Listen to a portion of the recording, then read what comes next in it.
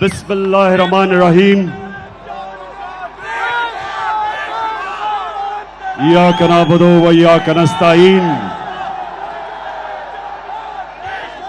अल्लाह तेरी इबादत करते और सिर्फ तेरे से मदद मांगते हैं मौला। लाहौर आज पहले तो मैं जिस तादाद में आप आज हॉकी स्टेडियम में आए, जश्न आजादी बनाने के लिए, मैं खास तौर पे अपनी बहनों को खुशामदीद कहता हूं। आज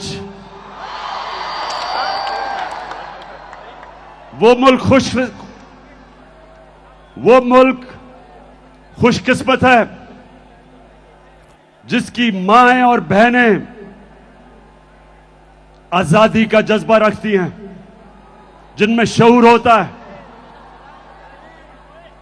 और वो मुल्क खुशकिस्मत है जिसर इस तरह के जुनूनी बाशऊर नौजवान होते हैं।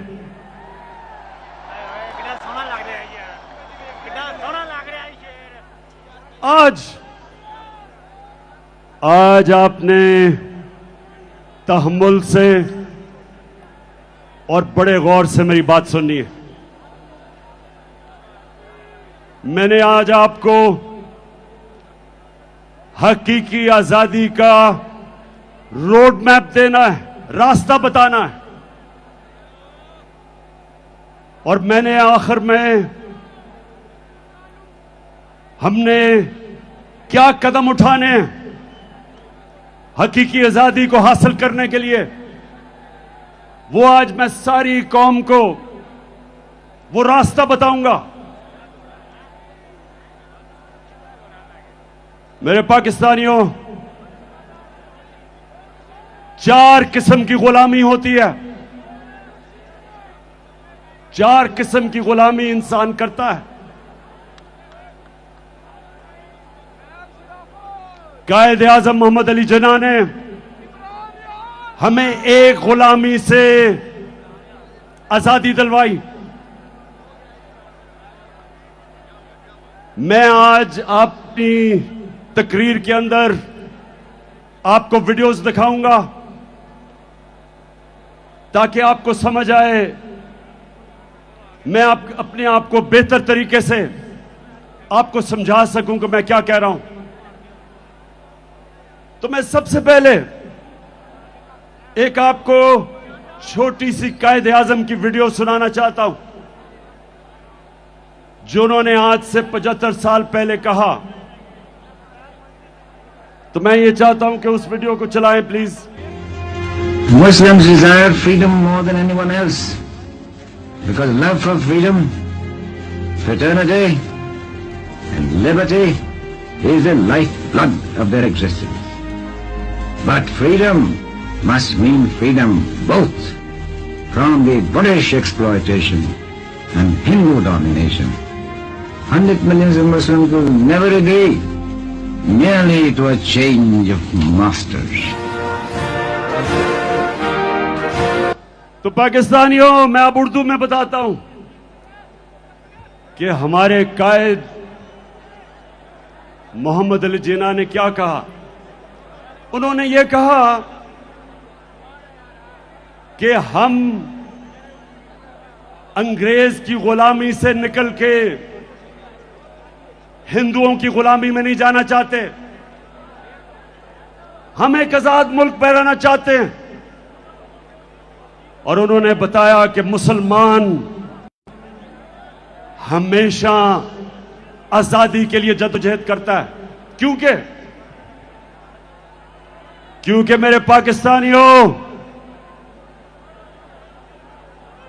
जब पाकिस्तान बन रहा था तो एक नारा था कि पाकिस्तान का मतलब क्या, और मेरा तेरा रिश्ता क्या। अब ला इलाहा इल्लल्लाह का मतलब, ये मेरी कौम ये गौर से सुन लो, क्योंकि मैं जो आगे आपको बताने जा रहा हूं, हमने कैसे मुकम्मल तौर पे हकीकी आजादी हासिल करनी है। ये याद रखें कि हम अल्लाह से जब कलमा पढ़ते हैं तो अपना अल्लाह से वादा करते हैं कि अल्लाह तेरे अलावा हम किसी के सामने नहीं झुकेंगे। इसको सब समझ जाओ कि हमें बताया गया था शुरू में कि सिर्फ पत्थर के बुतों के सामने झुकना शिर्क है। आहिस्ता आहिस्ता हमें समझ आई, जैसे जैसे मेरी उम्र गुजरी तो मुझे समझ आई कि हर जब भी अपने जमीर का आप सौदा करते हो और राय हक से हटते हो और किसी भी झूठे खुदा के सामने झुकते हो, पैसे के बुत और सबसे खतरनाक गुलामी का बुत खौफ का बुत है जो इंसान को गुलाम बना देता है। और कभी भी एक गुलाम कौम ऊपर नहीं आ सकती। गुलाम सिर्फ अच्छे गुलाम बनते हैं। इसलिए बड़ी जद्दोजहद के बाद, लाखों कुर्बानियों के बाद पाकिस्तान बना। मैं ज़मान पाक में बड़ा हो रहा था। लाहौर के लोगों सुनो, उस वक्त जो बॉर्डर क्रॉस करते हुए कत्लेआम हुई, हम बड़े होते हुए कितने लोगों को जानते थे जिनके सारे खानदान कत्ल हो गए, लाखों लोग मरे। हमारा घर नहर पे, ज़मान पाक पे, मेरी वालदा बताती हैं कि वो शाम को जब कभी नहर के ऊपर सैर करने जाती थी तो वहां इतने लोग बैठे होते थे जो हिंदुस्तान से आए और एक एक दुख भरी कहानी सुनाता था कि सारा का सारा खानदान कत्ल हो गया। एक दफा मेरी वालदा ने कहा कि बड़ी औरतें, 5-6 औरतें भागी भागी आ रही थी, उनसे पूछती हैं कि पाकिस्तान आ गया। मेरी वालदा ने कहा ये पाकिस्तान है। उधर ही बैठ गई और फिर उन्होंने बताया सारे उनके आदमियों को कत्ल कर दिया, जो उनकी नौजवान बेटियां थी उनको उन्होंने अगवा कर लिया, सिर्फ बेचारी वो औरतें बची। तो इस तरह की हमने कहानियां सुनी है। ये कुर्बानियों के बाद हमारा मुल्क आजाद हुआ था। और जो सबसे जुल्म गुलामी करती है, इंसान के इज्जत नफ्स को खत्म कर देती है, एक इंसान में एहसास से कमतरी डाल देती है। हम जब बड़े हो रहे थे, हमें याद है यहां लाहौर जमखाना में हम जाते थे तो लाहौर जमखाना और पंजाब क्लब के लोग इस तरह रहते थे जैसे वो अंग्रेज हैं। क्लब के अंदर अंग्रेजी बोली जाती थी, सिर्फ बैरों के साथ उर्दू बोलते थे, और जब उर्दू बोलते थे तो वो बिलावल भुट्टो की तरह बोलते थे कि बारिश आटा है।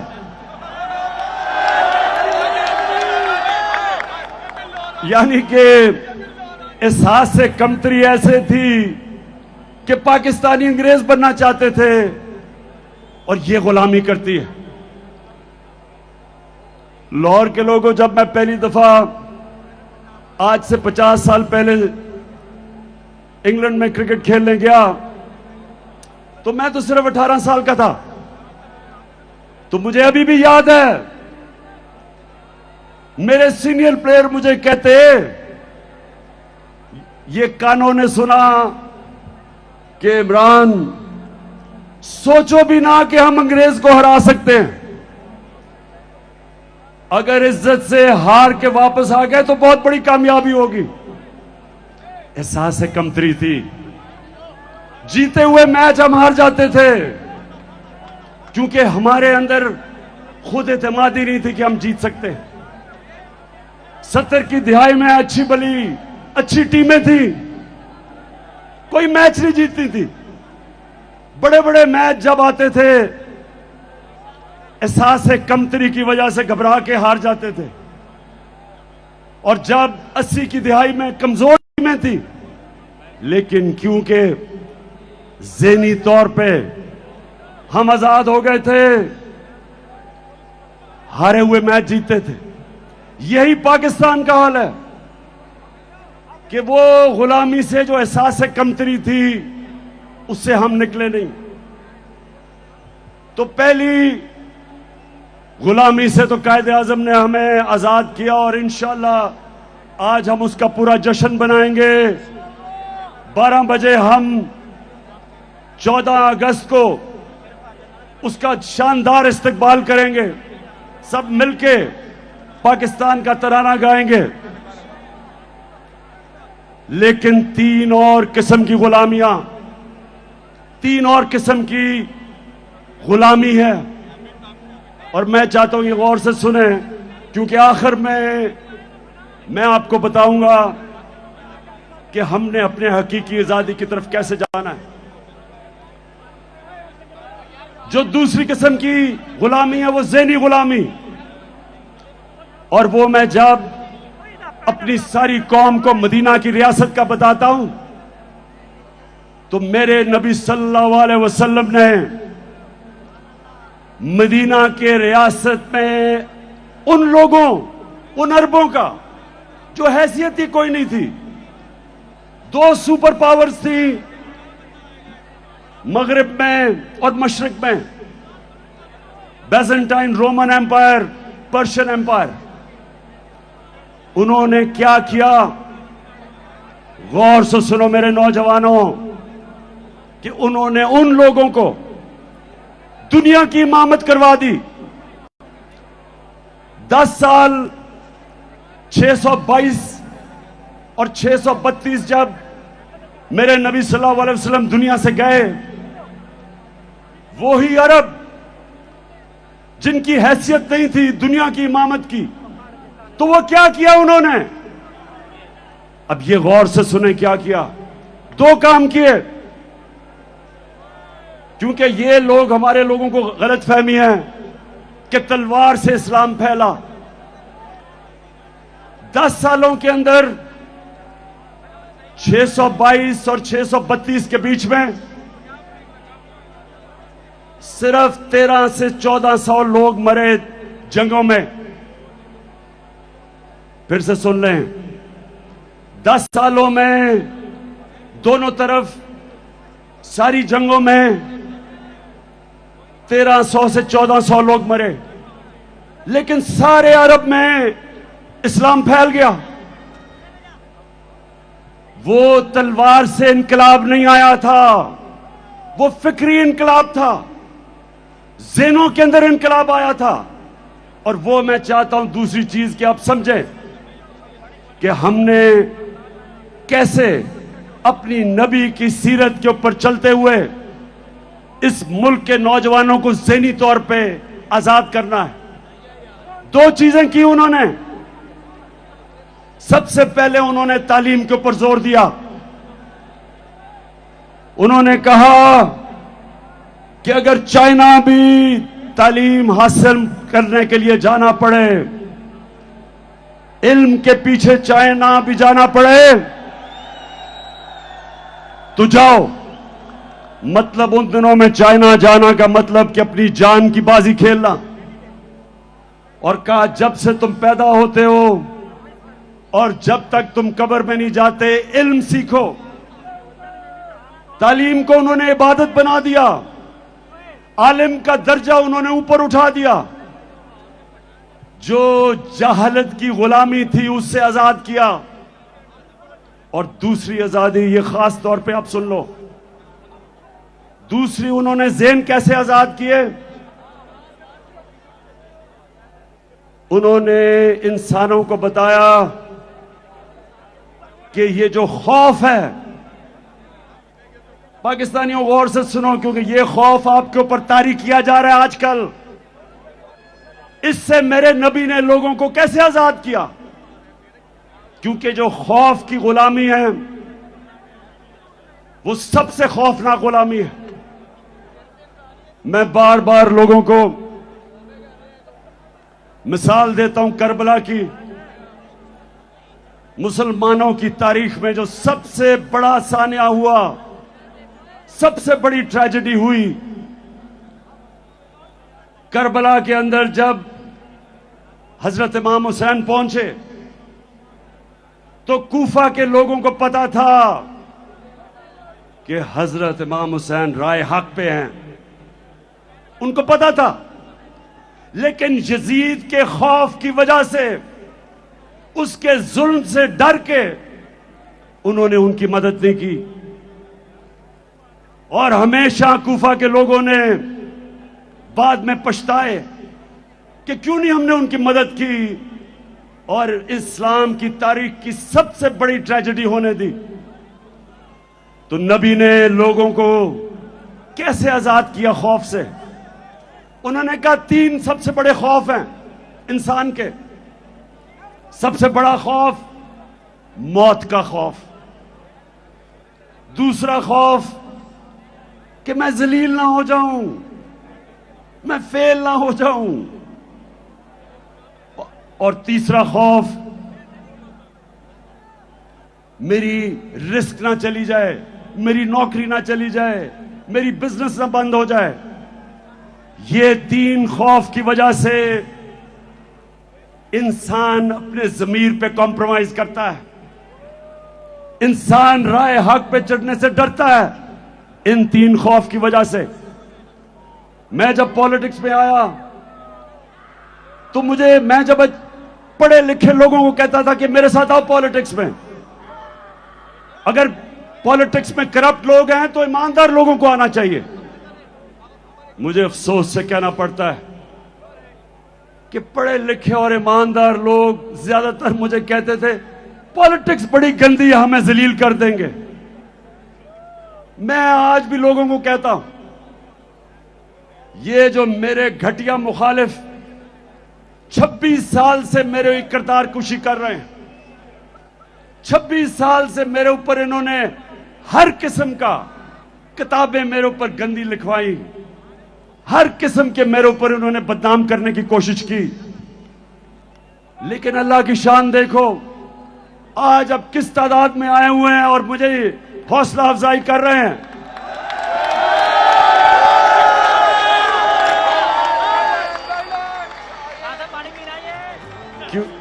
क्योंकि मेरे पाकिस्तानियों, ये अल्लाह ने कुरान में लिखा हुआ है कि इज्जत और जिल्लत मेरे हाथ में है। नहीं तो अमीर लोग, पैसे वाले लोग इज्जत खरीद सकते हैं, लेकिन इज्जत नहीं खरीद सकते। और नहीं तो कमजोर और गरीब जलील होते। ऐसा नहीं है। और जिंदगी मौत, यह भी मैं आज आप सबको बता दूं कि आज तक किसी ने कोई बड़ा काम नहीं किया जो मौत से डरता है। कोई फौजी ने आज तक बड़े तगमे नहीं लिए जो मौत के खौफ के ऊपर काबू नहीं पाता।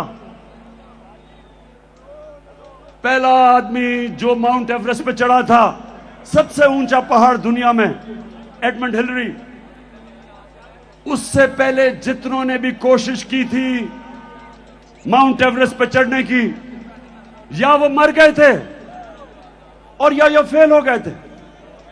तो जब वो पहला आदमी माउंट एवरेस्ट पर चढ़ा, उसने अपने मौत के खौफ के ऊपर काबू पाया। और ये मदीना की रियासत में मेरे नबी ने किया, इंसानों को आजाद कर दिया, मौत का खौफ चला गया। पैसे की लालच वो चली गई, क्योंकि रिस्क तो अल्लाह के हाथ में।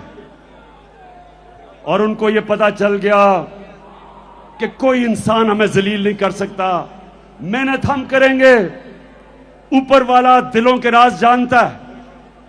और उसके ऊपर ईमान रख के वो लोग, आजाद लोग, उनकी परवाज, जिस तरह अल्लाह कुरान में कहता कि जब इंसान, सबसे अजीम मखलूक अल्लाह की, इंसान फरिश्तों से भी ऊपर चला जाता है, लेकिन जब गिरता है जानवरों से भी नीचे चला जाता है। तो हमारे हाथ में, पाकिस्तानियों, ये ज़हनी आजादी की तहरीक कि हमें पहले इत्मीनान होना चाहिए कि हम नबी सल्लल्लाहु अलैहि वसल्लम की उम्मत है, दुनिया के सबसे अजीम लीडर की उम्मत है। हमें ये जमीन में चूंटियों की तरह रेंगने की जरूरत नहीं। हम हाथ फैला के दुनिया के सामने क्यों फिरते हैं? हम वो कौम है, पाकिस्तान वो कौम है जो 27वीं रमजान पे पाकिस्तान बना था। अल्लाह ने इस मुल्क को हर किस्म की नेमत दी है, लेकिन कोई भी कौम जो गुलाम होती है, गुलाम ज़हनियत की, वो कभी उसकी परवाज ऊपर नहीं होती। तो दूसरी चीज कि हमने अपने बच्चों को नबी सल्लल्लाहु अलैहि वसल्लम की सीरत पढ़ानी है। मैं जब प्राइम मिनिस्टर था, मैंने रहमतुल लिल आलमीन अथॉरिटी बनाई, बड़े बड़े स्कॉलर्स को उसमें बिठाया। उस अथॉरिटी का मकसद यह था कि कॉलेजेस और स्कूलों में हमारे नबी सल्लल्लाहु अलैहि वसल्लम की जिंदगी हमारे बच्चों को बताएं, ताकि उनके कैरेक्टर मजबूत हों, ताकि वो ज़हनी तौर पे आजाद हों। और सबसे बड़ी चीज ये कि वो मगरबी तहजीब के गुलाम ना बन जाएं। जब तक उनको अपनी तारीख का, अपने दीन का नहीं पता चलेगा, तो मगरबी तहजीब इतनी इस वक्त छाई हुई है कि हमारे बच्चे उनकी गुलामी करेंगे।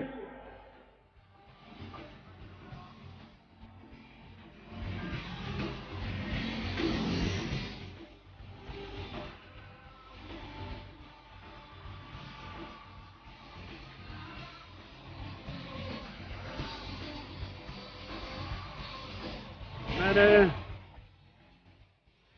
और तीसरी गुलामी जिससे हमने आजाद होना है, अब ये मेरे पाकिस्तानियों गौर से सुनो। देखिए, पहले तो मैं आप सबको एक बात बता दूं कि मैं कभी भी किसी मुल्क के खिलाफ नहीं हूं, मैं किसी मुल्क का एंटी नहीं हूं। मुझे कहते हैं जी आप एंटी अमेरिकन हैं, मैं एंटी अमेरिकन नहीं हूं। अमेरिका में सबसे ताकतवर पाकिस्तानी कम्युनिटी है जो पाकिस्तानी अमेरिकन कम्युनिटी है। यह ताकतवर कम्युनिटी है। हम क्यों एक मुल्क के एंटी हों जिधर सबसे पैसे वाले हुनरमंद प्रोफेशनल्स पाकिस्तानी बैठे हुए हैं। और दूसरी चीज कि अमेरिका को पाकिस्तान सबसे ज्यादा अपनी चीजें एक्सपोर्ट करती है, हमारी सबसे ज्यादा एक्सपोर्ट्स अमेरिका को है। तो मैं बिल्कुल एंटी अमेरिकन नहीं हूं। मैं अमेरिका से दोस्ती चाहता हूं, लेकिन पाकिस्तानियों मैं गुलामी नहीं चाहता। अल्लाहू अल्लाहू अल्लाहू अल्लाहू अल्लाहू अल्लाहू। ये ज़मीं जब न थी, ये जहां जब न था, ये ज़मीं जब न थी, ये जहां जब न था, ये ज़मीं जब न थी, ये जहां। मेरे लाहौर के बाशऊर लोगों, गौर से अब सुनना। मैं अपनी असल चीजों पे आने लगा हूं, गौर से सुनना, क्योंकि मैंने आज आपको मैंने अपने हकीकी आजादी का रोड मैप देना है। तो ये जरा गौर से सुन लें। मैं ज्यादातर पाकिस्तानियों से बेहतर अमेरिका को भी जानता हूं, मगरबी तहजीब को भी जानता हूं। क्रिकेट की वजह से कई साल मैं उनके बरतानिया में रहा, यूनिवर्सिटी उधर गई, दोस्तियां मेरी थी वहां। मैं उनके कल्चर को अंदर से जानता हूं। अब जो मैं आपको चीज सुनाना चाहता हूं वो ये कि मैं जो उनकी साइकी जानता हूं वो ये, अगर आप उनके पैरों में गिरते हैं वो आपको इस्तेमाल करेंगे। अगर आप उनकी चमचागिरी करेंगे वो आपकी इज्जत नहीं करेंगे। लेकिन अगर आप अपने मुल्क के मफादात के लिए खड़े होंगे उनको अच्छा नहीं लगेगा, लेकिन वो आपकी इज्जत करेंगे। तो मैं जब सियासत में आया आज से 26 साल पहले, 2 वजह से मैं पॉलिटिक्स में आया। एक, जिसकी मैं अभी जो चौथी गुलामी है उसकी बात करूंगा, इंसाफ के लिए, और एक इसके लिए जो हम अपनी खुददारी खो बैठे। मैं ये चाहता हूं कि आप चलाएं कि मैं जब 26 साल पहले पॉलिटिक्स में आया था तो मैं क्या कह रहा था, ताकि आपको ये ना लगे कि मैं ऐसे ही लोगों को वरगलाने के लिए, वोट लेने के लिए मैं अमेरिका के खिलाफ बात करता हूं। ये जरा गौर से सुने कि मैं शुरू में जब पॉलिटिक्स में आया था तो मैं क्या कहता था। हमारी तहरीके इंसाफ, अगर आप इसकी फॉर्म देखें तो इसके ऊपर लिखा हुआ है अय्या का नाबुदो व अय्या का नस्ताईन, और वो इसलिए कि जो भी तारीख ज्वाइन करना चाहता है आपने किसी भी इंसान के सामने झुकना नहीं। कितने करते हैं, कभी अमेरिका के सामने, कभी बैंकों के सामने, कभी बैरूनी मुल्कों के सामने। मैं आपको ये बताना चाहता हूँ कि तहरीक इंसाफ का नस्ल ये है किया का नाबुदो व अय्या का नस्ताईन, यानी कि सिर्फ अल्लाह की इबादत करते हैं और उसी से ही मदद मांगते हैं, इंसानों के सामने नहीं हम झुकते। पाकिस्तान का मतलब क्या था? ला इलाहा इल्लल्लाह।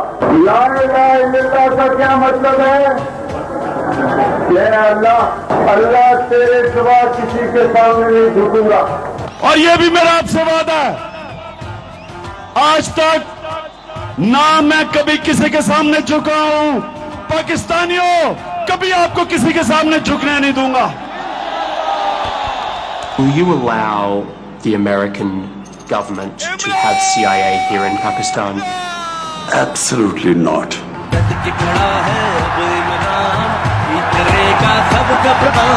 नया बनेगा पाकिस्तान, नया बनेगा पाकिस्तान, नया बनेगा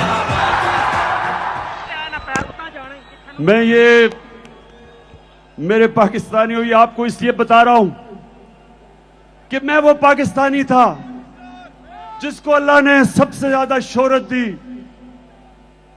पैसा मेरी जिंदगी के मुताबिक बहुत था।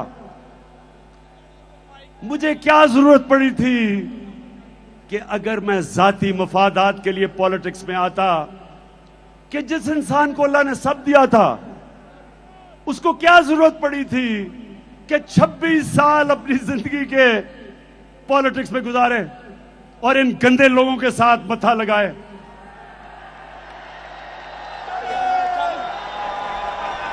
वो इसलिए और वो इसलिए कि पाकिस्तानियों, मेरे मां बाप, जब मैं बड़ा हो रहा था हमेशा मेरी मां ने और मेरे बाप ने कहा कि तुम्हें अंदाजा नहीं, तुम कितने खुशकिस्मत हो कि तुम एक आजाद मुल्क में पैदा हुए हो। हमारे से पूछो गुलामी क्या थी। अंग्रेज के ऑफिस में जाते थे तो आम जो उस वक्त इंडियंस थे उनके लिए सिर्फ चंद इंडियंस को बैठने की इजाजत थी। अंग्रेज के ऑफिस में आप खड़े रहते थे, उनकी कैंटोनमेंट थी, उनके क्लब थे, वहां कहीं ऐसे लिखा हुआ था कि इंडियंस और कुत्तों को इजाजत नहीं। ये होती है गुलामी। तो मैं बचपन से इस चीज का मुझे एहसास था और मैंने अपने मुल्क में एहसास कमतरी देखी अंग्रेज की गुलामी की वजह से। और हमेशा जब मैं क्रिकेट की खेलों में जाता था तो हम एक वो टीम जो कोई मैच नहीं जीतती थी, क्रिकेट की ग्राउंडों के ऊपर आहिस्ता आहिस्ता एक वक्त आया कि हमने अंग्रेजों को भी हराया, दुनिया को हराया, वर्ल्ड चैंपियंस बन गए। और मुझे फख्र था इस चीज का कि मैंने अपने मुल्क को ऊपर लेके गया। लेकिन मुझे हमेशा अफसोस होता था कि जब मैं अपने हुक्मरान, कोई बाहर से गोरा आता था, उसके सामने हाथ बांध के खड़े हो जाते थे, शर्म आती थी मुझे। और जब 26 साल पहले पॉलिटिक्स में आया तो ये जो आप सुन रहे हैं, ये आज से नहीं मैं बातें कर रहा। मेरी मोटिवेशन थी कि अल्लाह तूने मुझे कभी मौका दिया तो मैं अपने मुल्क को पैर पे खड़ा करूंगा, एक खुददार कौम बनाऊंगा और कभी किसी के सामने नहीं झुकने दूंगा। हम लोग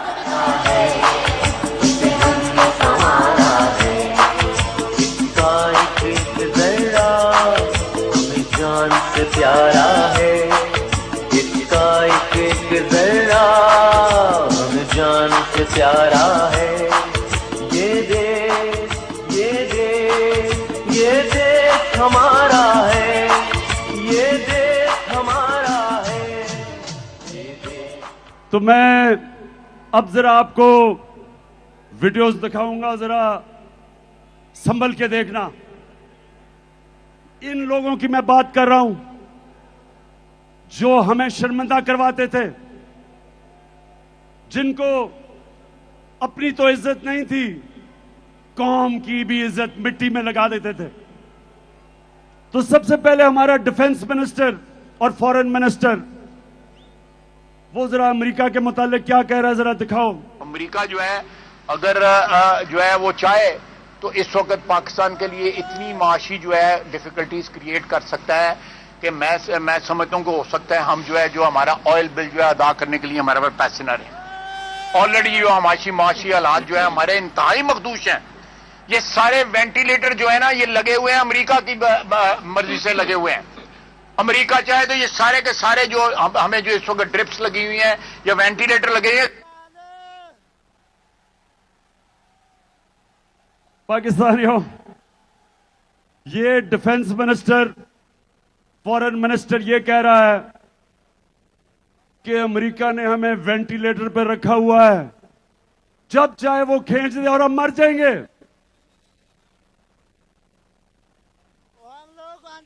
मैं पहले तो इससे पूछता हूं कि ये इस नौबत पे लेके कौन आया?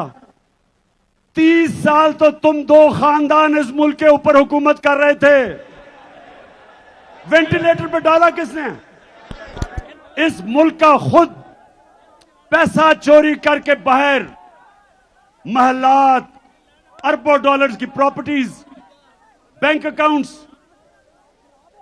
सारे शाहाना लाइफस्टाइल और कौम को मकरूज कर दिया।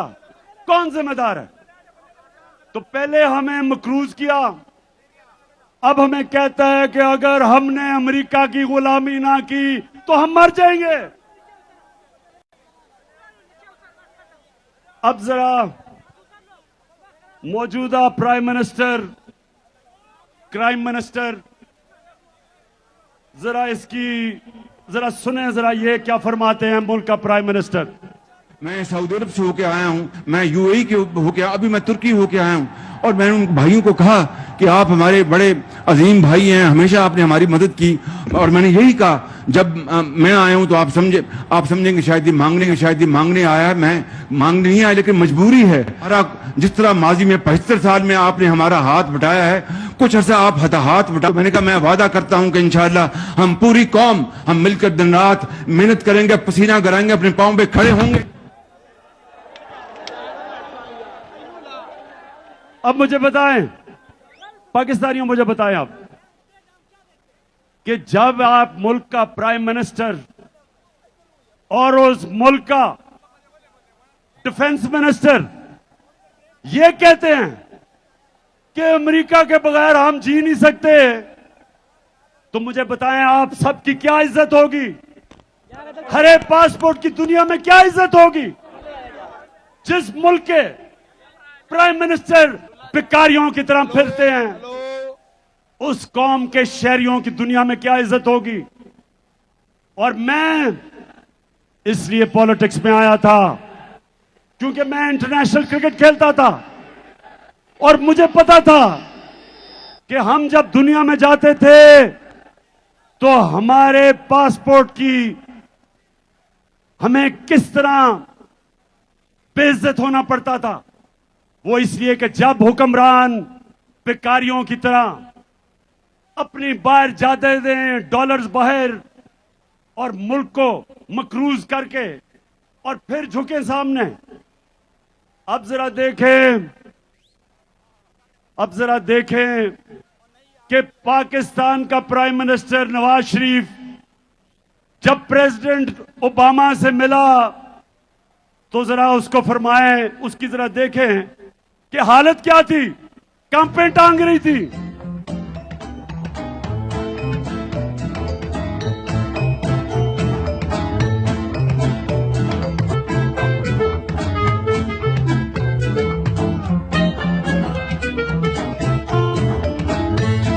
I thank you once again and look forward to welcoming you and Mrs. Obama in Pakistan.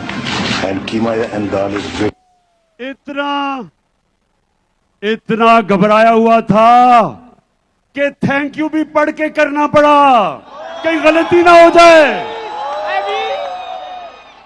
आका नाराज ना हो जाए। तो पाकिस्तानियों, अब जरा मैं सिर्फ एक और आपको वीडियो दिखाना चाहता हूं, फिर से आप ये गलत फहमी में ना हो कि मैं आज ये बातें कर रहा हूं। ये मैं जब से पॉलिटिक्स में हूं ये बातें कर रहा हूं मेहर का। ये जरा देखें ग्राउंड रियलिटी के ऊपर, what do you think will happen? Mehar, ground reality, अगर आप ग्राउंड रियलिटी पे चलना है तो चुप करके गुलाम बन जाते हैं। अंग्रेजों से क्यों इतनी कोशिश की थी आजादी लेने के लिए? वो बेहतर, उससे कम से कम गवर्नेंस सिस्टम इससे बेहतर था, हालात तो बेहतर थे, ट्रेनें चलती थी, यूनिवर्सिटीज बेहतर थी, तालीमी निजाम बेहतर था, लॉ एंड ऑर्डर बेहतर था, करप्शन नहीं थी। तो ये आजादी लेने की हमें जरूरत क्या थी? फिर जमीनी काय करके हाथ खड़े करके कहें जी आपके हम गुलाम है, जो करना कर लें। आप फैसला कर ले, फिर क्या कहना है? या तो आप फैसला करें कि आप एक आजाद मुल्क की तरह रहना चाहते हैं, खुददार मुल्क, एक बाइज्जत मुल्क, या ये बेशर्मी की तरह जिल्लत उठानी पड़ती है, वहां से हर दूसरे दिन गोरा आगे झाड़ा देकर चला जाता है और डू मोर करके जाता है कि और अपने लोगों को मारो। ये कोई जिंदगी है? मैं आपको ये बता दूं कि अगर आप इस जिंदगी से मुतमईन है तो आप हो। मैं ये जमीनी इकाई कबूल नहीं करता।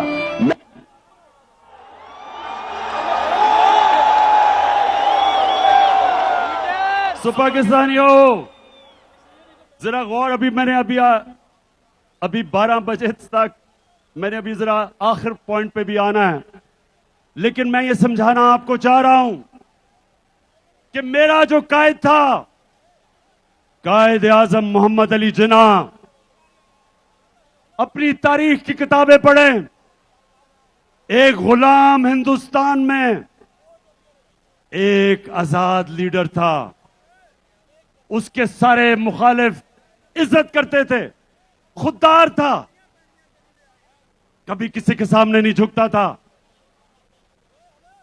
हम उसको लीडर मानते हैं। और हम पाकिस्तानियों, आप ये सुना, हमने कितनी भारी कीमत अदा की अमेरिका की गुलामी करके। मैं फिर से आज आपको कहता हूं कि मैं अमेरिका से दोस्ती कर रहा था, लेकिन मैं गुलामी करने के लिए तैयार नहीं था। मैंने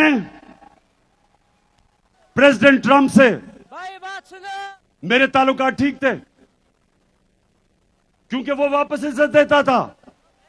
जब मैं वॉशिंगटन गया, अपनी पाकिस्तानी कम्युनिटी अमेरिकन से पूछे कि जिस तरह का उसने प्रोटोकॉल मुझे दिया, कितने और पाकिस्तानी प्राइम मिनिस्टर्स को दिया पहले, क्योंकि वो इज्जत करते हैं उनकी जो अपनी इज्जत करवाते हैं।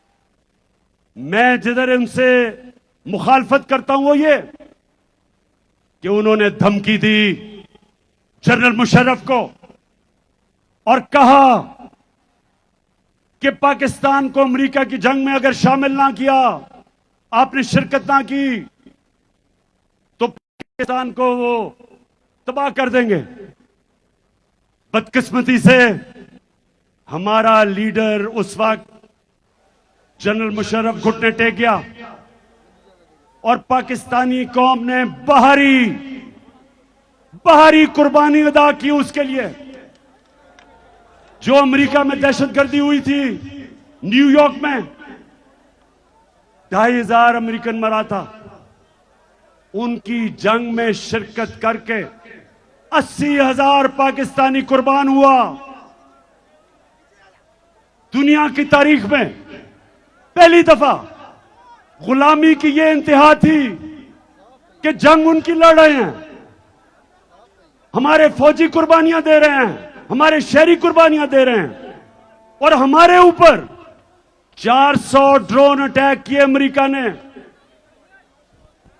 ड्रोन अटैक का मतलब कि देहातों में जाके बमबारी करके लोग मारते थे। कौन सा मुल्क इजाजत देता है कि कोई और मुल्क फैसला करे कौन सा पाकिस्तान में दहशतगर्द है और आके उसको मार दे? हमारा दहशतगर्द अल्ताफ हुसैन 30 साल से बैठा हुआ है बर्तानिया में, हजारों लोग मरवाए उसने। क्या बर्तानिया पाकिस्तान को इजाजत देगा कि हम अल्ताफ हुसैन के ऊपर ड्रोन अटैक करें? वो नहीं करेंगे। वो कहेंगे ये हमारे कानून के खिलाफ है, अदालत में जाके साबित करो कि वो दहशतगर्द है। तो हमारे मुल्क में आप फैसला करके जिसको मर्जी 400 ड्रोन अटैक किए। एक मदरसे के ऊपर ड्रोन अटैक करके 60 बच्चों को मार दिया और यहां चूहे बैठे हुए थे। किसी की जरूरत नहीं थी अमेरिका को कहे कि तुम जुल्म कर रहे हो। एक तहरीक इंसाफ ने ड्रोन अटैक्स के खिलाफ धरने दिए। बाकी ये जो नवाज शरीफ और आसिफ जरदारी, इनके मुंह से चू नहीं निकलती थी क्योंकि इनके अरबों डॉलर बाहर पड़े हुए थे और ये डरते थे कि कभी भी इनका पैसा जब्त कर सकते हैं। ये पैसे की पूजा करने वाले हमारे मुल्क में जुल्म हुआ, इन्होंने जुल्म होने दिया, हमें टिश्यू पेपर की तरह इस्तेमाल होने दिया। मैं एंटी अमेरिकन नहीं हूं, लेकिन मैं अपने लोगों के मफादात के ऊपर किसी किस्म की कॉम्प्रोमाइज नहीं करने के लिए तैयार। फिर जरा सुने, फिर सुने। हमें हमारे एम्बेसडर असद मजीद वॉशिंगटन में, पाकिस्तानी एम्बेसडर, उसको मिलने आता है एक अमरीकी अंडर सेक्रेटरी ऑफ स्टेट, उसका नाम था डोनाल्ड लू। जरा गौर से सुने पाकिस्तानियों, ताकि आपको पता चले कि किस तरह हमारे मुल्क की जिल्लत हुई। वो आके हमारे एम्बेसडर को कहता है कि इमरान खान जो तुम्हारा प्राइम मिनिस्टर है, अगर तुमने अदम एतमाद की वोट पे उसको ना हटाया तो धमकी दी, तुम्हें मुश्किलों का सामना करना पड़ेगा। और कहता वो इसलिए कि वो रूस चला गया, रूस का दौरा किया उसने। जब मुझे ये पता चला, मैंने अपने फॉरेन ऑफिस को कहा कि ये होते कौन है मुझे कहने वाले कि मैं रूस क्यों गया? क्या मैं इनका गुलाम हूं?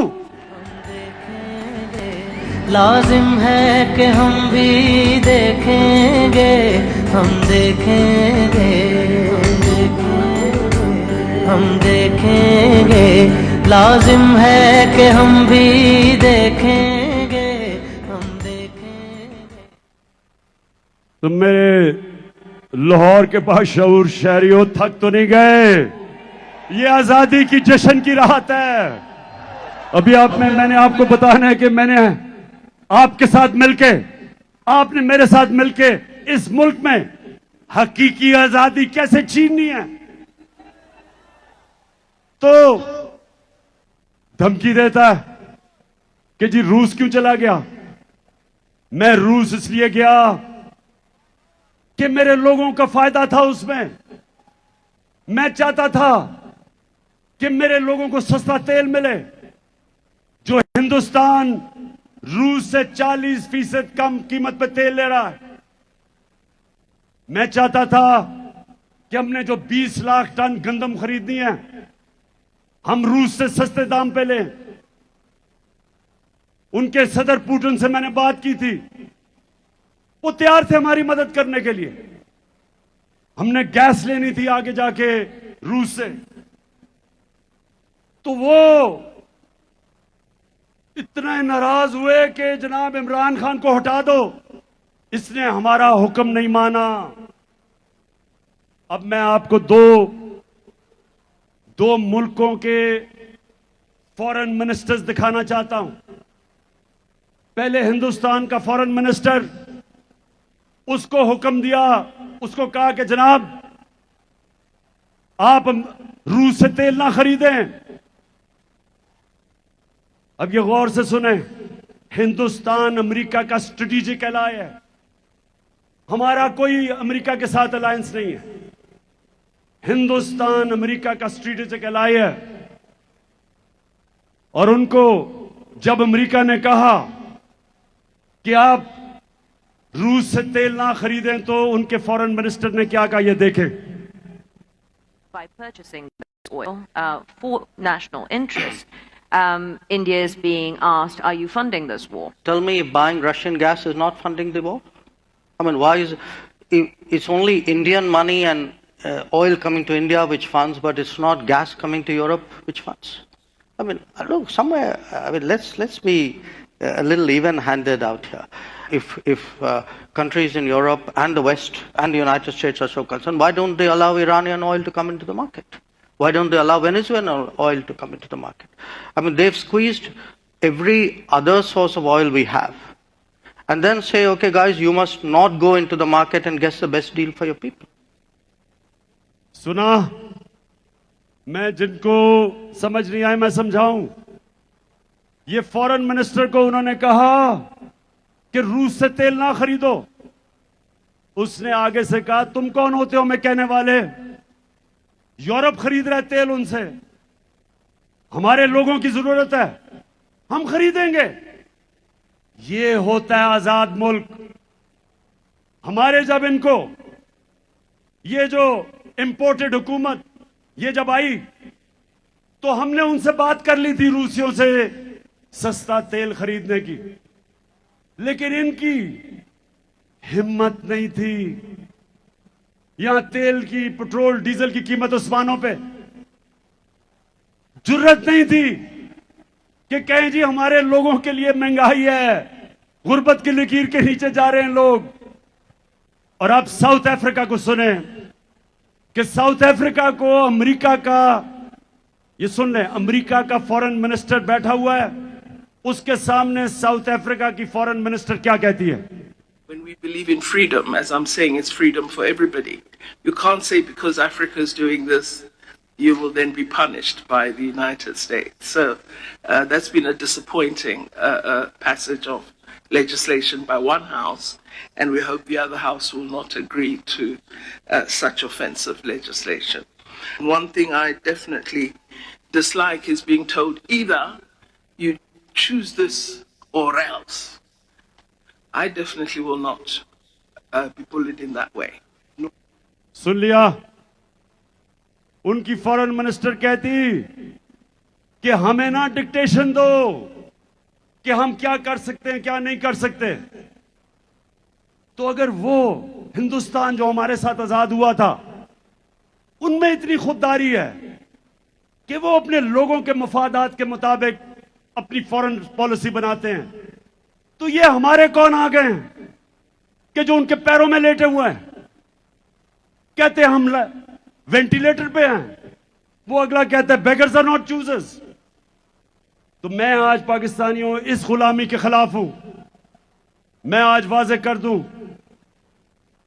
कि मैं इस कौम को कभी कभी किसी की गुलामी नहीं करने दूंगा। मैं अपनी कौम को इकट्ठा करूंगा। हम बहैसियत कौम मिलकर अपने कर्जे उतारेंगे। हम बहैसियत कौम मिलकर अपने पैर पे खड़े होंगे, मुश्किल वक्त गुजारेंगे। आजादी आसानी से नहीं मिलती। आजादी की जद्दोजहद में कुर्बानियां देनी पड़ती हैं। मुझे पता है कि मेरी कौम तैयार है कुर्बानियों के लिए, मुझे पता है। लेकिन ऊपर वो बैठे हुए हैं जो पैसे के गुलाम हैं, और हकीकी आजादी की जद्दोजहद तब तक जारी रहेगी जब इस हुकूमत, इंपोर्टेड हुकूमत को, इस इंपोर्टेड हुकूमत को हम फारग नहीं करते और इलेक्शन नहीं करवाते। हम मिलके इस मुल्क में जद्दोजहद करेंगे।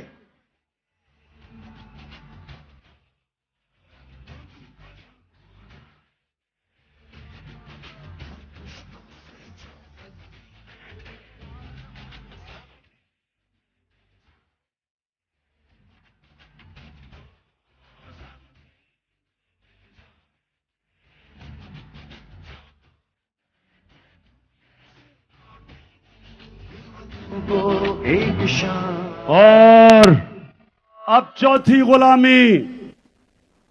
अब मेरे पाकिस्तानियों ये गौर से सुने, ये जो आखिरी गुलामी जिसके लिए हमने हकीकी की जंग लड़नी है, हकीकी आजादी की, ये सबसे ज्यादा एक माशरे में तबाही मचाती है। और वो क्या है? नबी सल्लल्लाहु अलैहि वसल्लम ने मदीना की रियासत में एक तो ज़हनी तौर पे लोगों को आजाद किया, और दूसरा उन्होंने अदल और इंसाफ दे के इंसानों को आजाद किया। जानवरों की बस्तियों में और इंसानों की बस्तियों में क्या फर्क है? जानवरों की बस्तियों के अंदर जो ताकतवर है वो जो मर्जी करे, कमजोर अपनी जान बचा के फिरता है। कमजोर की कोई अहमियत नहीं, उसके कोई हुकूक नहीं, वो छुपता फिरता है। और ताकतवर जो मर्जी करना चाहे कर सकता है। इसको कहते हैं जंगल का कानून। इंसानी माशरा इंसाफ पे बनता है। इंसाफ का क्या मतलब है? कि कमजोर को ताकतवर से कानून तहफ़्फ़ुज़ देता है, जिसको अंग्रेजी में रूल ऑफ लॉ कहते हैं, जिसको हम कानून की हुक्मरानी कहते हैं। इसके बगैर एक माशरे में लोग आजाद नहीं हो सकते। अब देहातों में निकल जाएं, बेचारा कमजोर आदमी वो फंसा हुआ है थाने कचहरी की सियासत में। उसको हर किस्म की, वो हर जगह जाके उसको मुश्किल। ताकतवर कानून तोड़े, चोरी करे, डाके मारे, उसके पास वसाइल होते हैं, उसको इंसाफ का निजाम नहीं पकड़ सकता। नबी सल्लल्लाहु अलैहि वसल्लम ने मदीना में इंसाफ दे के इंसानों को आजाद किया। हजरत अली रजी अल्लाह ताला एक यहूदी शहरी से केस हार जाते हैं, खलीफा वक्त होते हैं, क्योंकि काजी उनके बेटी की गवाही नहीं कबूल करता। आप सोचें कि वो क्या इंसाफ का निजाम होगा कि आम शहरी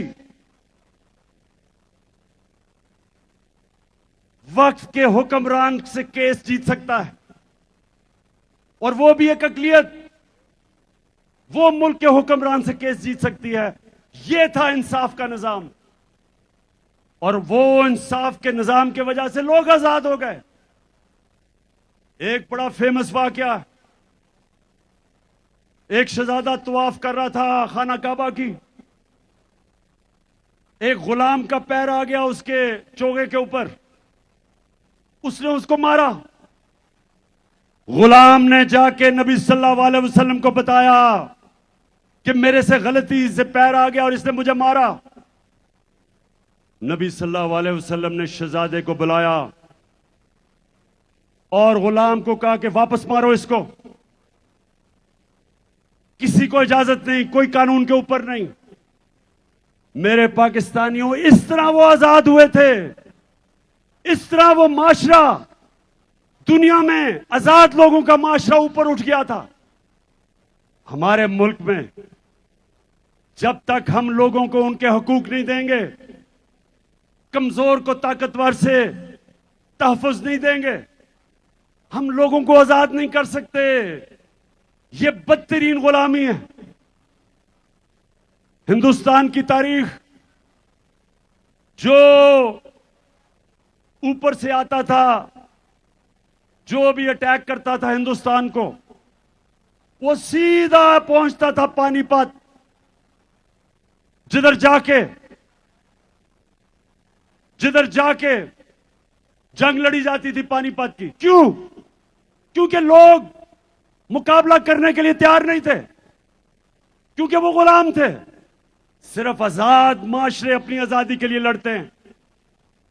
तो मेरे पाकिस्तानियों, मैं अब आपको एक वीडियो दिखाने लगा हूं कि हमारा पुरअमन एहतजाज था 25 मई को। उसमें हमारे साथ पुलिस ने क्या किया? हमारा हक था पुरअमन एहतजाज करने का। ये 3 दफा हमारे दौर में 3 दफा धरने दिए गए। 2 दफा फजलुर रहमान ने, 1 दफा कांपे टांगनी बिलावल ने, 2 दफा डीजल ने, 1 दफा कांपे टांगने वाली ने। हमने ना कोई रास्ते में रुकावट की, ना कोई मुश्किलें की, ना कोई एफआईआर रजिस्टर की। जरा आप दिखाएं कि 25 को हमारे साथ क्या हुआ। भाई, घर में सिर्फ लेडीज हैं कि आप लोग बगैर किसी वारंट के, आप लोग घर में सिर्फ लेडीज और बच्चे हैं और आप लोग घर के अंदर एंटर हुए हैं। सुबह 4 बजे हुए हैं। ये देख लें, ये क्या कर रहे हैं आप लोग? डराने के लिए आए हैं औरतों को। सिर्फ हम औरतें हैं घर पे और बच्चे हैं। या आप हमारे घर में क्यों एंटर हो गए? आप हमें हरास करें इतना ओपनली, आप हमारे घर में एंटर हो गए। मुझे नहीं, क्यों दरवाजा तोड़े? नहीं, बदतमीजी नहीं करेंगे आप, बिल्कुल नहीं। आप शर्म होनी चाहिए।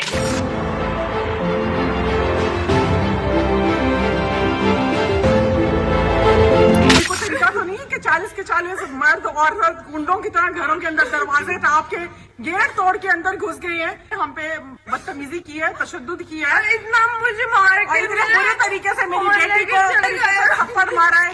पुलिस वाले पुलिस वैन में डाले में आए हैं 8 बंदे, और वो मेरे गेट के ऊपर से एक तो चढ़ के पार हुआ, फिर उन्होंने डाला मारा, मेरा गेट तोड़ दिया। क्या हुआ है? क्या हुआ?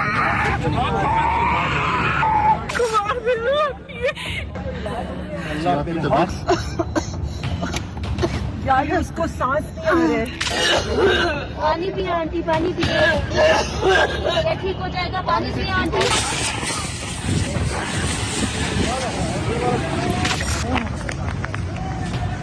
बाबा आंखों पानी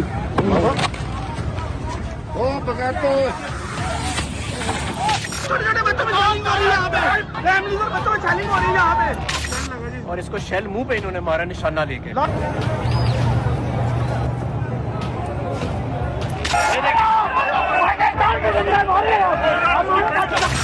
गिर जाएगी भाई, गिर जाएगी।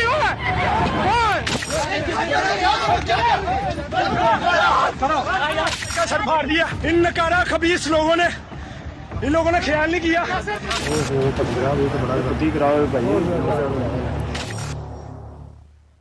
अच्छा, अब ये जो अभी आपने देखा, एक पुरअमन एहतजाज जमहूरियत के अंदर, पहले हुकूमत गिराई, पुरअमन एहतजाज किया, और इस तरह का इस मुल्क की पुलिस ने मुल्क का आइन भी तोड़ा, मुल्क का कानून भी तोड़ा, और कमजोरों के ऊपर दहशतगर्दी की, खौफ फैलाने के लिए। अब मैं जरा एक और, अभी हालिया में शहबाज गिल, उसको उठा लिया, चले वो कानून के सामने जाएगा, लेकिन तशद्दुद किया उसके ऊपर। उसको हर इंसान को मौका मिलना चाहिए अपने आप को बेकसूर साबित करने का। यह तो इंसाफ का निजाम है, इंसाफ का तकाजा है। उसको तशद्दुद किया, लेकिन सबसे खौफनाक चीज, उसके ड्राइवर की बीवी को उठा लिया और उसकी 10 महीने की बेटी। ये जरा आप देखें।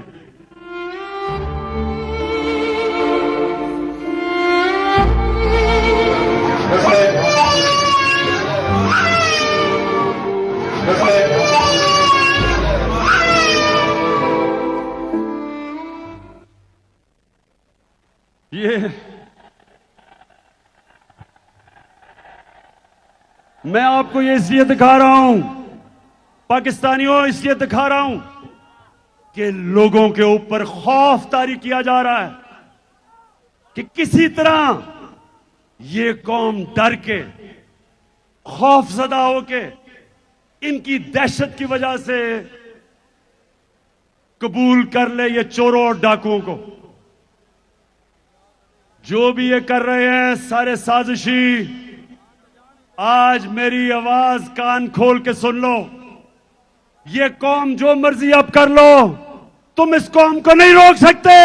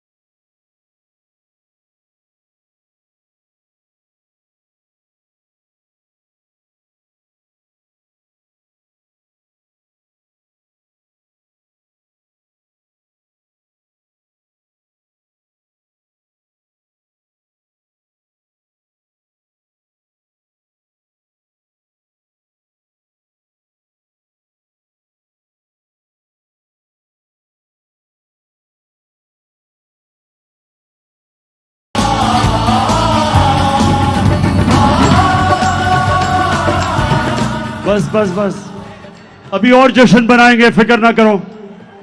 पहले से मैं अपनी बात खत्म कर लूं। देखें, अब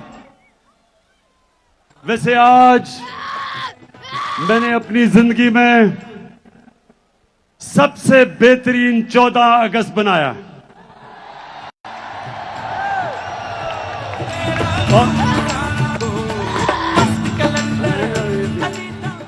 और मेरा दिल कह रहा है, पाकिस्तानियों, मेरा दिल कह रहा है कि जो इंशाअल्लाह अगली 14 अगस्त होगी, हम अपनी हकीकी आजादी ले चुके होंगे।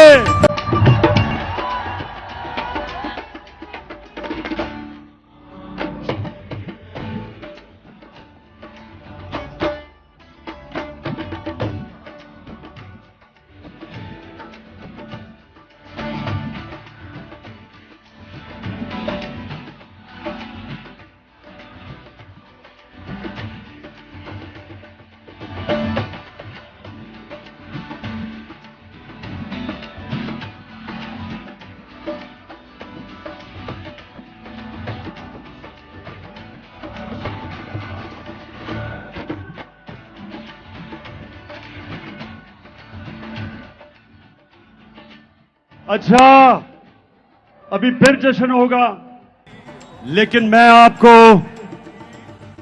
जो इस कौम के खिलाफ साजिश हो रही है वह मैं पहले वो साजिश बताऊंगा और उसके बाद बताऊंगा कि हमने कैसे इस साजिश को खत्म पाश पाश करना है।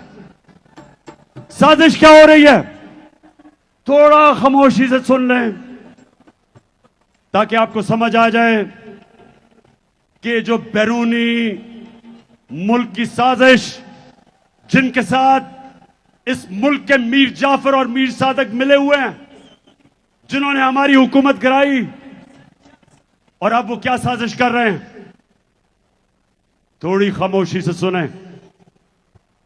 पहले उन्होंने हमारी हुकूमत गिराई, इनका ख्याल था कि लोग मिठाइयां बांटेंगे, कौम सड़कों पे आ गई, करोड़ों लोग पाकिस्तान की सड़कों पे निकले। सारों ने निकल के कहा कि ये जो तुमने साजिश की है और हमारे मुल्क के ऊपर इस मुल्क के बड़े बड़े डाकुओं को मुसल्लत किया है, कौम सड़कों पे निकलाई। इन्होंने फिर आपके सामने लोगों के ऊपर खौफ तारी करने की कोशिश की। 25 मई को इन्होंने औरतों को, आपने देखा, घरों में घुस घुस के डराया, 3 लोग शहीद हुए। इन्होंने समझा कि अब लोग डर के सहम गए, लेकिन जब पंजाब के बाय इलेक्शन आए, कौम सड़कों पर निकलाई। धांधली के बावजूद हमने इनको शिकस्त दी, फेंटा लगाया।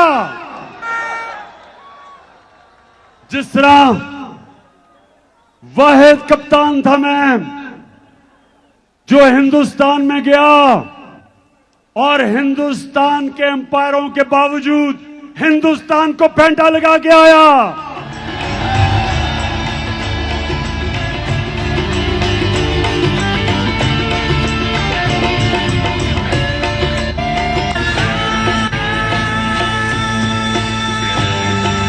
तो इस बारी इन्होंने इंतजामिया को साथ मिलाया, अंपायरों को साथ मिलाया, पुलिस का इस्तेमाल किया, और वो सिकंदर सुल्तान जो एक बददियानतदार इलेक्शन कमिश्नर, उसने पूरी मदद की, इनकी हर किस्म की धांधली की। और सिकंदर सुल्तान वो तो एक बुज़दिल आदमी है, उसको तो पीछे से एक बूट पड़ा, इसलिए उसने एक जूता पड़ा तो उसने पूरी मदद की। इस सारे के बावजूद अवाम कभी बाय इलेक्शन में ऐसे आवाम नहीं निकली। लाहौर के लोगों, मैं खास तौर पे तो आपको सलाम करता हूं कि आपने बुरी तरह शिकस्त दी इनको।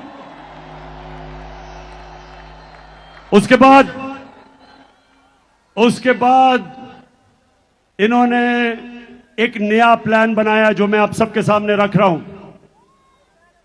प्लान यह बनाया है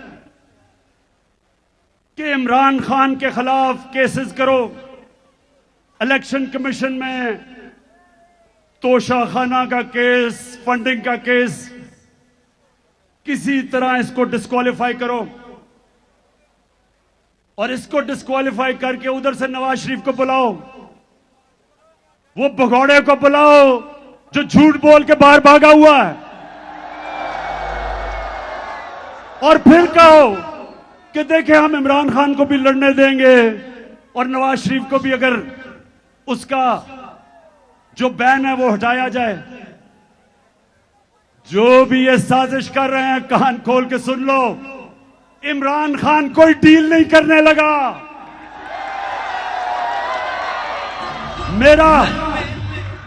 मेरा मुकाबला इस डाकू से ना करो, ये 30 साल से पैसे चोरी कर रहा है। मैं सिर्फ आपको एक छोटी सी वीडियो जरा एंजॉय करेंगे, वीडियो ये जरा गौर से सुने। ये आज से 12 साल पहले, आज से 10 साल पहले, ये देखें जरा वीडियो।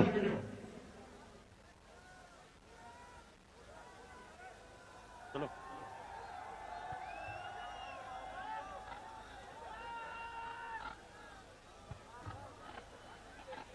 हाँ, मरियम की तला दो। हाँ ये लो, ये वाली नहीं, मुझे पता है आप पावर इन इस्लामाबाद। बस ये पुरानी वीडियो वो चलाओ ना, वो जो एवन फील्ड अपार्टमेंट की वीडियो है, जरा सुने तो देखे सही। इनकम इतनी है कि आपको ये प्रॉपर्टी आप ले सकते हैं कि आपने मे फेयर के अंदर जो आपकी 4 अपार्टमेंट्स हैं उनकी 1 अरब से ज्यादा, 1 अरब रुपए से ज्यादा उनकी कीमत है। अब 4.5 अरब तक पहुंच गई है उनकी कीमत। आपने अपनी जो टैक्स में टोटल आमदनी बताई है 94 में, 1.5 लाख रुपए है। मुझे ये बताएं कि आपने अरबों रुपए की मे फेयर में प्रॉपर्टी खरीदी कैसे? ये था 10 साल पहले, आज से 10 साल पहले ये। अब उसका जवाब आता है। सलमान शहबाज शरीफ का बेटा जो मफरूर हुआ है वो इसका जवाब देता है। बात यह है कि जिन अरबों रुपए की मे फेयर की प्रॉपर्टीज की ये बात कर रहे हैं, ये तो पहले पता नहीं है। बताएं कौन सी प्रॉपर्टीज है, लाएं, दिखाएं, उसका कोई प्रूफ लाएं। ये कह रहा है, अब ये सुनते रहें, जरा मैं चाह रहा हूं गौर से देखें। 2012 में मैं कह रहा हूं कि इनकी प्रॉपर्टीज हैं। सलमान शहबाज शरीफ का वो बेटा जो किकबैक स्पेशलिस्ट है, वो आके कहता है कि कौन सी प्रॉपर्टीज। अब मरियम बीबी को सुने कि इस तरह मुझे लगा कि आप लोगों को बेवकूफ नहीं बना सकते। मेरी सेंट्रल लंदन में प्रॉपर्टीज तो दूर की बात है, मेरी पाकिस्तान में भी कोई प्रॉपर्टी नहीं है। मैं अपने वालिद के साथ है और मुझे समझ नहीं आई कि मेरी और मेरी वालिदा की और बहन भाइयों की प्रॉपर्टीज ये कहां से निकाल के ले आए। अब ये सुन लिया आपने कि किधर से प्रॉपर्टीज निकाल ली। मेरी तो लंदन छोड़े, पाकिस्तान में भी कोई प्रॉपर्टी नहीं। अब देखें, सुने सुने सुने सुने नौजवानों सुनो, एक हदीस है कि शैतान इंसान के गुनाह दुनिया में नशर कर देता है। सुन लें, शैतान इंसान के गुनाह के दुनिया में इसलिए नशर कर देता है क्योंकि अल्लाह अल्लाह हक है। अब जरा आगे चलो, पैनमा का। नवाज शरीफ, मरियम नवाज, हसन नवाज और हुसैन नवाज के बैरून मुल्क खुफिया असासों का इंकशाफ। पनामा लीक्स ने बैरून मुल्क खुफिया दौलत का भांडा फोड़ दिया। सुन लिया, पनामा में बैनुल अक़वामी इंकशाफ होता है और जिन्होंने छुपाए होते हैं अपने असासे, वो सारे सामने आ जाते हैं। तो जब ये सामने आ जाते हैं तो नवाज शरीफ के बेटे हुसैन शरीफ क्या कहते हैं, जरा सुने। मैं इस बात को तस्लीम करता हूँ कि अल्हम्दुलिल्लाह पाक लेन के ऊपर जो अपार्टमेंट्स हैं वो अल्हम्दुलिल्लाह हमारे मैं इस बात को तस्लीम करता हूं कि उनको ऑफशोर कंपनीज नेस्कॉल लिमिटेड और नीलसन लिमिटेड जो है उनको ओन करती हैं, और मैं आपको ये भी अर्ज करता हूं उनको होल्ड कर रही है इस वक्त मरियम नवाज शरीफ, मेरी हमशीरा जो है। शुक्रिया शुक्रिया, ऐ अल्लाह तेरा शुक्र है, अल हक है, तू सच का खुदा है।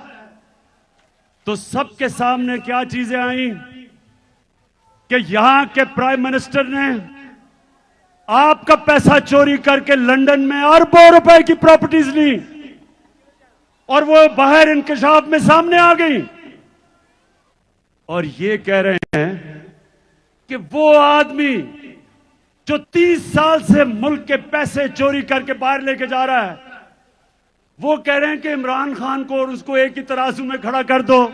मैं तो 20 साल बाहर कमाई की, सारे पैसे बैंकिंग चैनल से सब कुछ बेच के, सारा मेरा जीना मरना पाकिस्तान में है,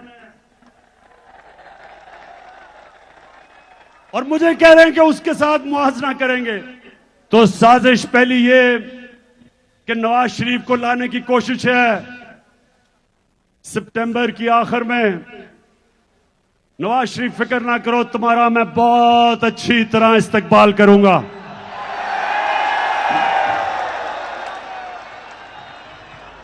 साजिश, एक मिनट, साजिश दूसरी कि इमरान खान के ऊपर केसेस करो, किरदार कुशी करो। ये वो जो टीवी स्टेशन लिफाफों वाले, पैसे लेके जमीर बेचने वाले, उनके जरिए इमरान खान की किरदार कुशी करो, उसको बुरा भला करो, उसको डिस्क्वालीफाई करो, और फिर वो टीवी चैनल जो इमरान खान का मौकफ पेश करती हैं उनको बंद करो, ARY को बंद करो। ARY को किस लिए बंद किया भाई? ARY का क्या कसूर था? उसको क्या पता था कि शहबाज गिल क्या कह देगा प्रोग्राम में? ARY का क्या कसूर था? उसका कसूर यह था कि वो इमरान खान का मौकफ पेश करता है, जबकि ये दूसरे किराए के टट्टू, जमीर फरोश, ये वो चैनल्स जो किरदार कुशी करते हैं, और फिर सोशल मीडिया के लोगों के ऊपर क्रैकडाउन, सोशल मीडिया के बच्चों को टेलीफोन करके धमकियां, उनको डराना, उनको पकड़ लेना, खौफ फैलाना कि किसी तरह सोशल मीडिया भी इस मुल्क में इमरान सामने ना लेके आए, उसको भी बंद कर दो। और उससे भी खौफनाक चीज ये एक और साजिश चल रही है कि हमारी अदलिया को तकसीम करने की, ताकि अदलिया से अपने फैसले करवाए जाए। मीडिया का मुंह बंद करो, अदालतों को तकसीम करो, मुल्क में खौफ फैलाओ, इमरान खान की आवाज बंद करो, और फिर इन चोरों को, डाकुओं को हमारे ऊपर मुसल्लत करो जो बैरूनी एजेंडा है। और इससे एक और बहुत खौफनाक गेम चल रही है कि इमरान खान और फौज के बीच में, तहरीक इंसाफ और फौज के बीच में आपस में लड़ाई करवाई जाए, आमना सामना करवाया जाए। मेरे पाकिस्तानियों, मैं 18 साल का था जब मैं बांग्लादेश, तब ईस्ट पाकिस्तान था, मार्च 1970 मैं ईस्ट पाकिस्तान मैच खेलने गया अंडर 19 का। हमें यहां मीडिया पे ब्लैकआउट था, डिक्टेटर का जमाना था, मीडिया के ऊपर पाबंदियां थी, हमें पता ही नहीं था कि ईस्ट पाकिस्तान में क्या हो रहा है। जब मैं वहां मैच खेलने गया तो मेरा चाचे का बेटा ब्रिगेडियर शफीक उसके पास में ठहरा। वो पहली दफा उसने मुझे बताया कि हो क्या रहा है, कि अवाम यानी कि वो जमात जो बांग्लादेश की बल्कि पाकिस्तान की सबसे बड़ी जमात थी, उसके खिलाफ मिलिट्री एक्शन हो रहा था, शुरू हो रहा था। और सारे पाकिस्तानी सुन लो, इतना बड़ा जुल्म हुआ जो हमारा मुल्क टूटा, बड़ा सानिया हुआ पाकिस्तान से कि जब आप फौज को और सबसे बड़ी मुल्क की जमात का आमना सामना करवाते हैं तो नुकसान तो मुल्क का है। आज फिर वो साजिश हो रही है, हर किस्म का प्रोपेगेंडा किया जा रहा है कि जनाब इमरान खान तो शोहदा के उनके खिलाफ बात कर रहा है। शर्म करो, इमरान खान वो पाकिस्तानी है जो गुलामी की, अगर गुलामी हो वो मौत उसके लिए बेहतर है। अगर मुझे ये हो कि गुलामी या मौत, मुझे मौत पसंद है। ये कैसे हो सकता है कि एक मुल्क की मैं फौज को कमजोर होने दूंगा? ये कैसे हो सकता है कि मैं चाहूंगा कि मेरे मुल्क की फौज कमजोर हो? क्योंकि अगर पाकिस्तान की फौज कमजोर होती है, यहां इतनी बैरूनी साजिशें हैं, मैं बार बार कह बैठा हूं कि मुल्क के 3 टुकड़े करना चाहते हैं वो। इसलिए इमरान खान कभी नहीं चाहेगा कि उसकी फौज कमजोर हो, वो चाहेगा कि उसकी फौज एक मजबूत इदारा हो। अब मैं आपको बताऊं, अब मैं ये चाहता हूं कि जो लोग आज इख्तिदार में बैठे हैं, जरा मैं आप सबके सामने दिखाना चाहता हूं कि इन्होंने पाकिस्तान की फौज के मुतल्लिक क्या कहा है। देखें जरा। जनरल कमर जावेद बाजवा साहब, आपने हमारी अच्छी भली चलती हुकूमत को रुखसत करवाया, जजों से जोर जबरदस्ती से फैसले आपने लिखवाए। जनरल बाजवा साहब, आपको 2018 इलेक्शन में अवाम के मैंडेट की चोरी का हिसाब देना है। हाँ, नवाज शरीफ ने ये जरूर किया कि उसने किरदारों और इदारों के दरमियान एक वाज़ेह लकीर खींच दी है। एक या 2 अफराद इदारा नहीं हुआ करते, एक या 2 अफराद इदारों की बदनामी का बायस बना करते हैं।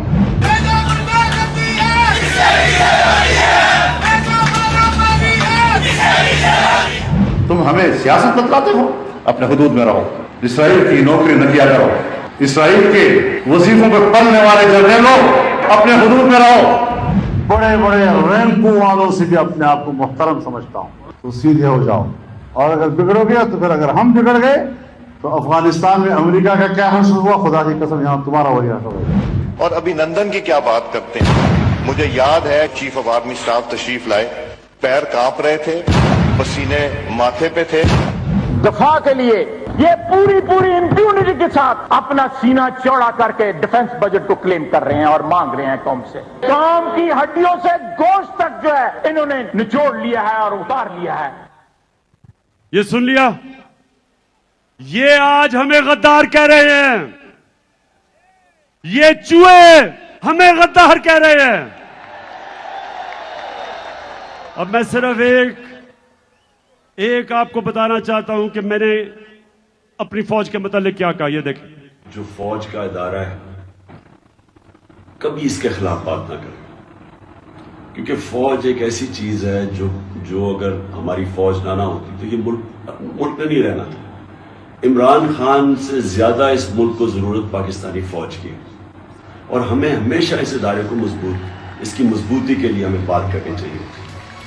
और आज कैंपेन चलाई जा रही है कि पाकिस्तान की फौज, कि पाकिस्तानी,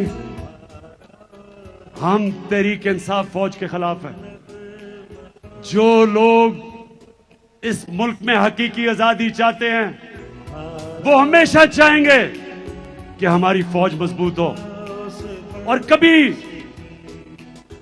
कभी मैं जब तनकीद करता हूं तो मेरी तनकीद तामीरी होती है।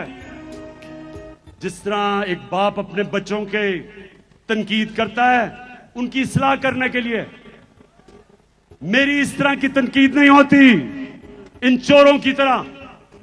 जिनके एजेंडा कुछ, पैसे बाहर पड़े, बाहर के लोगों की गुलामी करने वाले, पैसे की बुत की पूजा करने वाले, जिनके बच्चे बाहर, पैसे बाहर, ईदें बाहर, शॉपिंग बाहर, इलाज बाहर, और वो मुझे कह रहे हैं कि जनाब इमरान खान गद्दार है।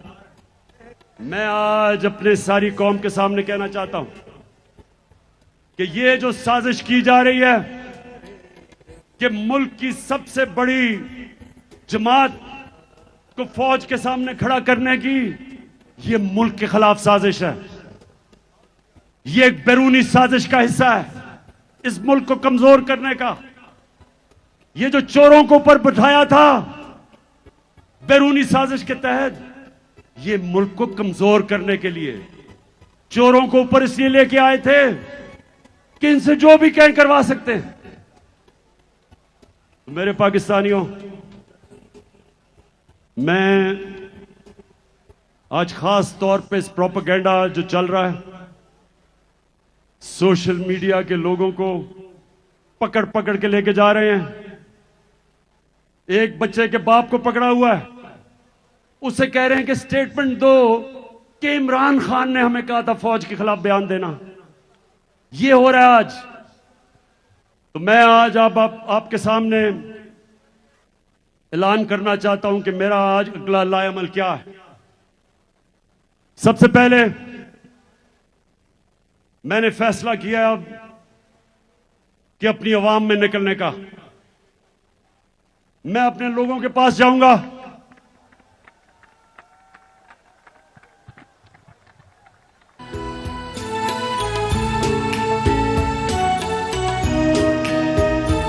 मैं पूरा टूर प्लान बनाया हुआ है। अगले हफ्ते पिंडी जलसा करने जा रहा हूं, उससे अगले बल्कि उसके चंद दिनों के बाद कराची इंतजार करो मेरी, मैं आ रहा हूं। मैंने बड़ी देर से, मुझे मौका नहीं मिल रहा कि ये जरदारी का भी सही माने में मुकाबला करने का। मैं आ रहा हूं इसके पास भी। ये पाकिस्तान का बड़ा लुटेरा जिसने जो जुल्म किया है सिंध की आवाम से, जो गुलाम बनाया हुआ है इसने सिंध के लोगों से, उन बेचारों के ऊपर FIRs, गुंडों से मार पड़वाना, जेलों में डालना, उनका पैसा खा जाना, जहालत में रखना, और सिर्फ इसलिए कि सिंध का पैसा लूट के ये बाहर ले जाए। तो इंशाअल्लाह सिंध में आपके पास भी आ रहा हूं। सखर का भी मेरा प्लान है। हैदराबाद आ रहा हूं, इस्लामाबाद जा रहा हूं, पेशावर तैयार हो जाओ, उधर भी आ रहा हूं, मर्दान आ रहा हूं, अटक का मेरा प्लान है, उस एबटाबाद, उसके बाद मुल्तान, फिर बावलपुर, फिर सरगोदा, झेलम, गुजरात, फैसलाबाद और गुजरांवाला, और आखिर में कोयटा। आपको भी नहीं मैं भूला, उधर भी आ रहा हूं मैं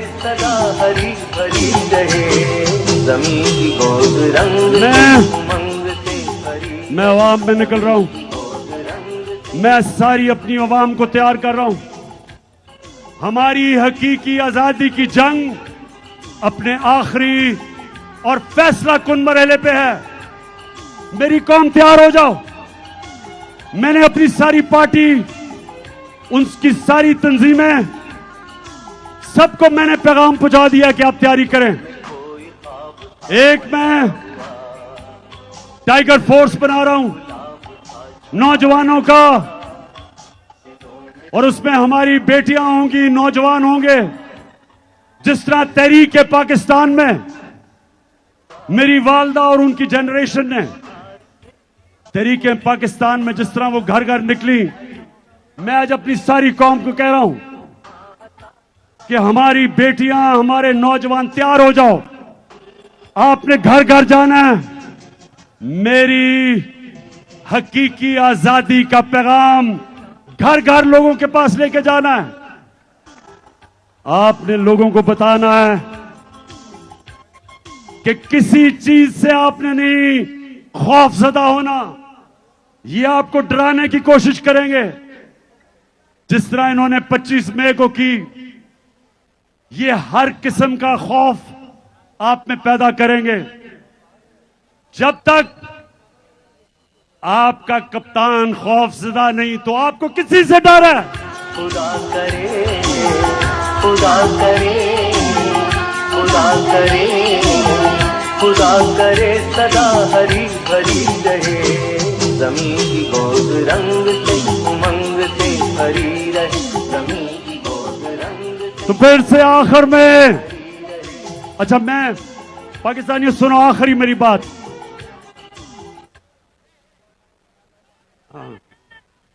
हाँ, आखिरी बात मेरी सुन लो तराने से पहले।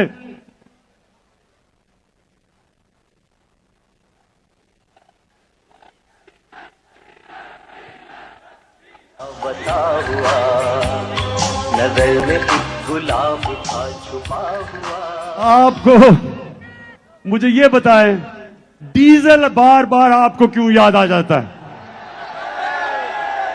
वैसे इन तीनों की जब इन तीनों की शक्लें नजर आई साथ साथ, थ्री स्टूजेस की, जरदारी, चेरी ब्लॉसम और डीजल,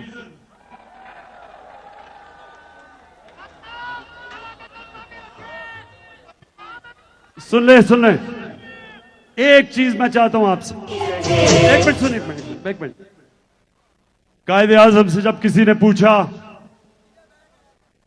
कायदे आजम के बड़े बुरे दिन थे 1937 में, एक सीट जीते वो, बड़ी आराम की जिंदगी गुजारे थे लंदन में, वहां से वापस आए। इलामा इकबाल ने उन्हें कहा था कि मुसलमानों की आपके बगैर लीडरशिप नहीं आती। तो कायदे आजम जब वापस आए तो एक सीट मिली। उनका लंदन से एक दोस्त मिलने आया, कहता आप इतनी आशी की आराम की जिंदगी गुजार रहे थे, तो क्या आपको अफसोस नहीं हुआ कि सब छोड़ के और इधर आए और देखें इतना बुरा रिजल्ट है? तो पाकिस्तानियों ये गौर से सुने, आजम ने जवाब दिया, ये गौर से सुने।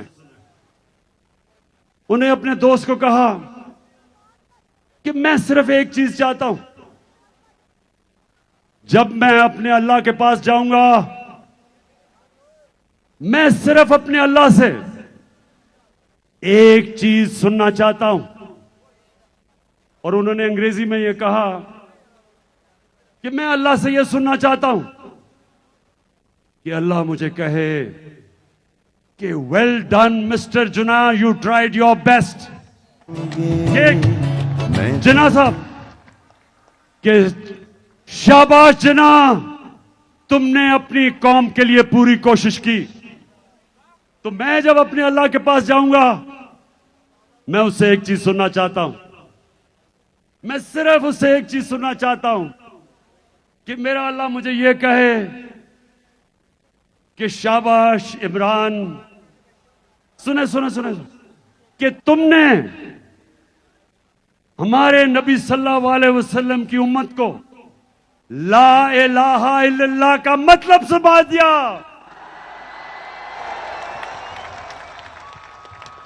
अच्छा, अब मिलके आज हम सारे कौमी तराना 14 अगस्त को हम इस्तकबाल करते हुए गाएंगे। किधर है? इधर आओ, इधर आओ। सलमान ऊपर आ।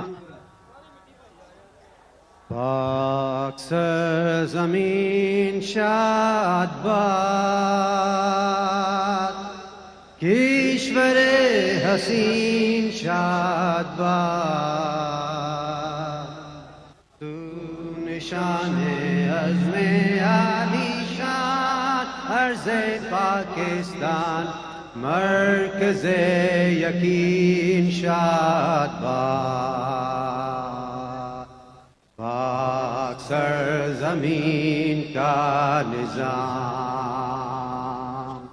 क़ुव्वते अख़ुव्वते अवाम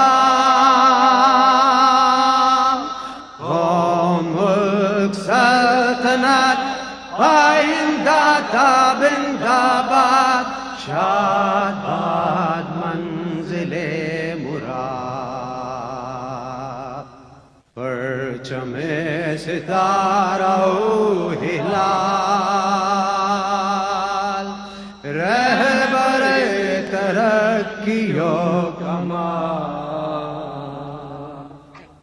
तर्जुमाने माज़ी शाने हाल जाने इस्तक़बाल साया-ए खुदाए ज़ुल जलाल पाकिस्तान। अब मैं नूरुल कादरी साहब को अभी नहीं अभी एक मिनट रोको। मैं चाहता था कि नूरुल हक कादरी साहब हमारे शोधा के लिए दुआ करें। कायदे मिल्लत इस्लामिया इमरान खान का हुक्म है कि इस आधी रात को पाकिस्तान की आज़ादी से लेकर आज के हकीकी आज़ादी तक जितने शुहदा है हम सब अपनी बंदगी और आजिज़ी के हाथ मौला कुद्दूस के हाथ उठाएं और दुआ करें कि मेरे रब्बे ज़ुल जलाल हमारे इस प्यारे महबूब वतन पाकिस्तान की हिफाजत फरमा। वो सारे लोग जो इस वतन की हिफाजत की ड्यूटी पे हैं उनकी भी हिफाजत फरमा। क़याम पाकिस्तान से लेकर हकीकी आज़ादी तक इस आहद तक जितने लोगों ने अपने जानों की कुर्बानियां पेश किए, अपने पाकीज़ा रूह पेश किए, अपने मुक़द्दस खून पेश किए, या इलाहुल आलमीन उनके दरजात बुलंद फरमा, उनके दरजात बुलंद फरमा, उनके दरजात बुलंद फरमा और उनका हशर बदर उहद और करबला के शुहदा के साथ फरमा। या इलाहुल आलमीन वो लोग जो हमारी सरहदों पर रात की टिटरती सर्दियों में पहरा दे रहे हैं, या अल्लाह ताला उनकी नुसरत फरमा, उनकी मदद फरमा और बतौर खास पाकिस्तान को अल्लाह तबारक व तआला उस मंजिल की तरफ 75 साल बाद हकीकी मंजिल की तरफ हमें रसाई फरमा। हमारे कायद इमरान खान के लिए दुआ फरमाए कि या इलाहुल आलमीन इस बंदी की हिफाजत फरमा, उनको इस्तिकामत अता फरमा और हर किस्म बैरूनी और अंदरूनी दुश्मनों और साजिशों से अपनी हिफाजत में फरमा। रब्बना ला तुआखिज़ना इन नसीना व अख्ताना रब्बना वला तहमिल अलैना इसरन कमा हमलतहु अलल लज़ीना मिन क़ब्लिना रब्बना वला तुहम्मिलना मा ला ताक़त लना बिह वाफ़ु अन्ना वग़फ़िर लना वरहमना अंत मौलाना फंसुरना अलल क़ौमिल काफ़िरीन व सल्लल्लाहु तआला अला खैर ख़ल्क़िही व नूर अर्शिही व ज़ीनत फ़र्शिही सय्यिदिना मुहम्मद व आलिहि व अस्हाबिहि अजमईन। मुबारक हो पूरी कौम को। सबको जश्न आज़ादी मुबारक। एक मिनट, मैं सबसे आखिर में 1 मिनट, बड़े आराम से आपने बाहर निकलना है, लोग बहुत ज्यादा हैं, बड़े देखभाल करके निकलना, आहिस्ता आहिस्ता निकलना, कोई जल्दी नहीं है। हम अभी, मैं आपके साथ ही हूं, अल्लाह जरा लगा दो। जितने लोग बाहर हैं और वो अंदर नहीं आ सके उनसे मैं माजरत करता हूं।